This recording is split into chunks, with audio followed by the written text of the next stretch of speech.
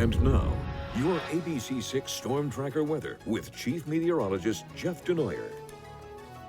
Temps and humidity go up, air quality goes down, and that's usually expected in the summertime when you have a stretch of heat and humidity like we have this week. Temperatures outside right now, a lot of 80s mixed into some 70s. It is very warm, and you can feel the humidity outside. It's not like oppressive, but the dew points are in the mid-60s. And I was on Facebook Live tonight chatting with a few of you.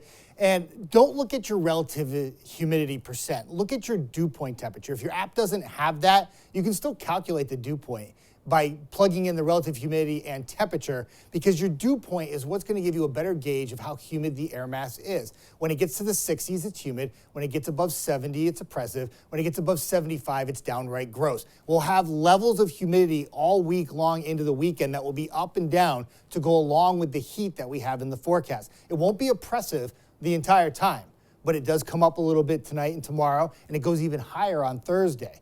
So for tonight, it's a muggy night. Sunshine in the morning. We're quickly into the 80s.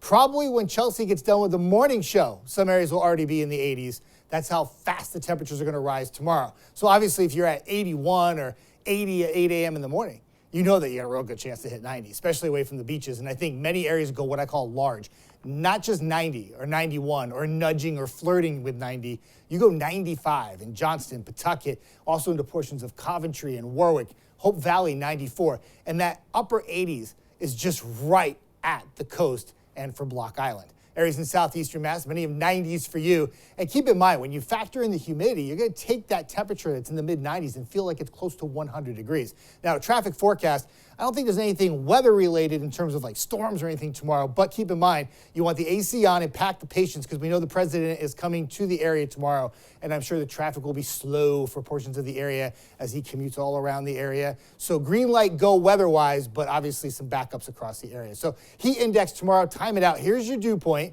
Remember, your dew point is the best gauge to know if it's humid out, right? Here's your temperature. By the time we get to noon, it feels like 96. We go a little higher at 3 p.m. It feels like 99. Dew points in the mid-60s, temperature mid-90s. And even at 5 p.m., it still feels like it's in the mid-upper 90s. And even into the evening, it still feels like it's close to 90 degrees. So a hot and humid one, something that we deal with in southern New England on a regular basis, but haven't had much of it this summer, that uncomfortable feel tomorrow. So heat advisory for most locations, Newport County not included, but you'll be sweating too. And if it's a beach day, Natalie just talked about this, watch out for those rip currents. We had them today, we'll have them again tomorrow. The first thing you want to do is get to the beach, jump in the water, cool off. I get it, but please just be safe in those waters.